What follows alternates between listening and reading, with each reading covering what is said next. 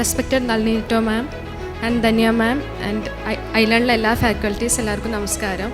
എൻ്റെ പേര് ഫാത്തിമ ഷിംന. ഞാൻ മലപ്പുറം സ്വദേശിയാണ്. ഞാൻ മലപ്പുറത്തൊക്കെയാണ് പഠിച്ചത്. അതിനുശേഷം തിരുവനന്തപുരം എഞ്ചിനീയറിംഗ് കോളേജിൽ ബിടെക് എടുത്തു. അവിടുന്ന് എൻ്റെ ഒരു സീനിയർ ആയിരുന്നു ശ്വേത ചേച്ചി. ചേച്ചി ഇപ്പോൾ ഓൾറെഡി IPS സർവീസിലുണ്ട്. ചേച്ചി പറഞ്ഞിട്ടാണ് ഞാൻ ഐലണ്ടിലേക്ക് വരുന്നത്. ഐലണ്ടിൽ ഞാൻ ഇതുപോലെ നേരത്തെ പറഞ്ഞ പോലെ സയൻസ് ബാക്ക്ഗ്രൗണ്ടിൽ നിന്ന് വന്നിട്ടുള്ള ഒരാളെ സംബന്ധിച്ച് ഹിസ്റ്ററി, ജോഗ്രഫി, പൊളിറ്റി എല്ലാം കുറച്ച് ബുദ്ധിമുട്ടും എന്നാൽ അതേസമയം ഇൻട്രസ്റ്റിങ്ങും ആയിരുന്നു.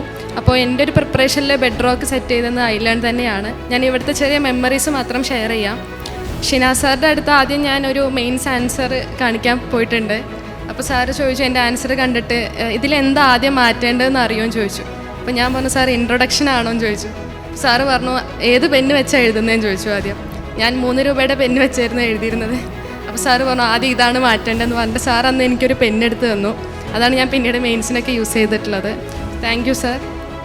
പിന്നെ ഡയസ് സാർ എൻ്റെ ക്ലാസ്സിലെ കോർഡിനേറ്റർ ആയിരുന്നു. സാറ് ഭയങ്കര സൈലൻ്റ് ആണ്, പക്ഷേ വെരി എഫിഷ്യൻറ്റ് ടീച്ചറിന് എനിക്ക് ഒരുപാട് തവണ തോന്നിയിട്ടുണ്ട്. പിന്നെ ഐലണ്ടിലൊരു കോർഡിനേഷൻ എനിക്ക് തോന്നിയത്, ഞാൻ എൻ്റെ ഫസ്റ്റ് അറ്റൻഡ് സമയത്ത് ഞാൻ ഒരു 2 ദിവസത്തേക്ക് വീട്ടിൽ പോയതാണ്. അപ്പോഴാണ് കോവിഡിൻ്റെ ലോക്ക്ഡൗൺ വരുന്നത്. പിന്നെ ഞാൻ തിരിച്ചു വരുന്നത് എൻ്റെ 3 മാസമൊക്കെ കഴിഞ്ഞ് പ്രിലിംസ് എഴുതാൻ വേണ്ടിയിട്ടാണ്. അപ്പോൾ ഞാൻ അതിൻ്റെ സമയത്ത് ഒരു ഐലണ്ടിലെ കറണ്ട് അഫയേഴ്സ് മാഗസിൻ ഉണ്ട്, ഐലണ്ട് കാന എന്ന് പറഞ്ഞിട്ട്. അപ്പോൾ അത് ഞാൻ ജസ്റ്റ് ഡയസ് സാറോട് ചോദിച്ചു, സാർ ഈ മന്തിലെ കാന മെറ്റീരിയൽ ഉണ്ടോ എന്ന് ചോദിച്ചു. സാറ് പറഞ്ഞു അതിൻ്റെ PDF ആയിട്ടില്ല എന്ന് പറഞ്ഞു. ഞാൻ പിന്നെ അത് വിട്ടു.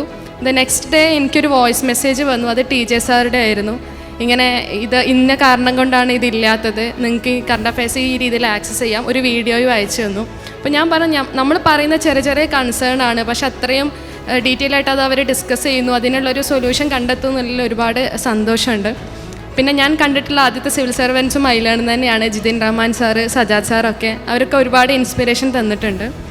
പിന്നെ ഐലണ്ടിലെ മോക്ക് ഇൻ്റർവ്യൂസും ഞാൻ അറ്റൻഡ് ചെയ്തിട്ടുണ്ട്. നളിനി ടോ മാമിൻ്റെ 2 മോക്ക് ഇൻ്റർവ്യൂസ് ഞാൻ എടുത്തിരുന്നു. Ma'am thank you so much. കാരണം മാമിൻ്റെ ഓരോ മോക്ക് കഴിയുമ്പോഴും എനിക്ക് ഭയങ്കര വാംത്തും കോൺഫിഡൻസും ഫീൽ ചെയ്തിട്ടുണ്ട്. പല മോക്കിനും ഞാൻ വളരെ ഡിസ്ഹാർട്ടൻഡ് ആയിട്ടാണ് പോയിട്ടുള്ളത്. കാരണം എൻ്റെ ഇംഗ്ലീഷ് എന്തോ ശരിയല്ല, കോൺഫിഡൻസ് എനിക്ക് ഭയങ്കരമായിട്ട് കുറവുണ്ടായിരുന്നു.